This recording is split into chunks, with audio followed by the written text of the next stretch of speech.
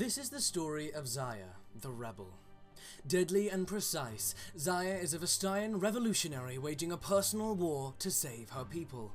She uses her speed, guile, and razor-sharp feather blades to cut down anyone who stands in her way. Xayah fights alongside her partner and lover, Rakan, to protect their dwindling tribe and restore their race to her vision of its former glory. As a child, Xayah loved listening to her father sing the ancient folk hymns about Vestayan heroes. The haunting melodies transported her to a long, forgotten time when the spirit realm danced freely throughout the physical world. But with every new generation, humans encroached further into the Lotland tribelands, disrupting the raw, chaotic essence of Ionia for their own purposes.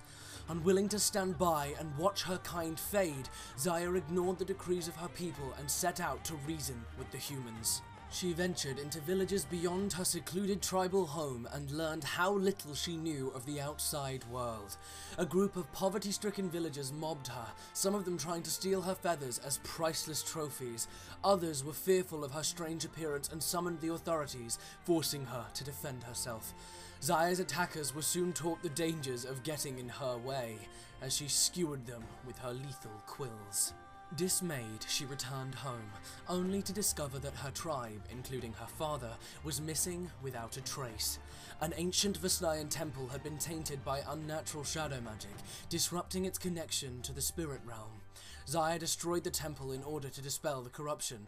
Almost instantly, magic flowed back to the surrounding lands. It was a beautiful sight, but her tribe was still nowhere to be found. After years spent flitting in and out of the most fortified strongholds and leaving a trail of bodies in her wake, she became known as the Violet Raven. She lived alone, focused only on the next mission and the next step towards freedom for her kind. But then she met another Vestayan who would change her life forever. As she entered the remote mountain town of Vlonko in search of a stolen Vestayan artifact, she was struck by the strange sight of a braying crowd of excitable humans. On stage before them stood a preening, flamboyant performer, a veritable golden peacock who sang old Vestayan songs for his captivated audience. As he finished his show with a dazzling array of cheap tricks, as Xayah saw them, the crowd erupted and chanted his name, Rakan. He took a theatrical bow. She dismissed him as a buffoon. Xayah willed herself to ignore the entertainer and completed her mission. She made her escape, which she had to admit had become far easier thanks to the buffoon's distraction of Vlonko's inhabitants. Despite vowing to never see this Rakan again, she couldn't seem to get him off her mind. It was a strange and complicated feeling. There was a likeness to his spirit that she found aggravatingly alluring.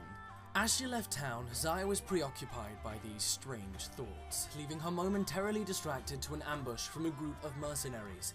She had been expecting a fight, so she was glad to get her feathers bloody. A good brawl seemed the perfect antidote for useless diversions and unwanted feelings. That was when Rakan made his grand entrance. Xayah insisted she didn't need the swaggering Vestayan's help. Rakan insisted he didn't care. He just didn't want to miss the party.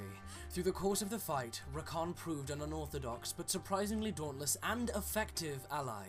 He leapt and pirouetted through the attackers who could not take their eyes off of him, providing Xayah ample time to strike them down with devastating accuracy. In spite of her protestations, Rakan continued to follow Xayah. Over time, she grew to welcome his company and, though she was initially loath to admit it, the world didn't feel so broken and lonely. They became inseparable, and her passion for the Vestayan cause infected the showboating battle dancer.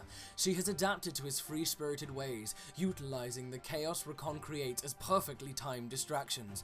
Together, they fight to release Ionia's abundant flow of magic so that the Vestaya might thrive once again.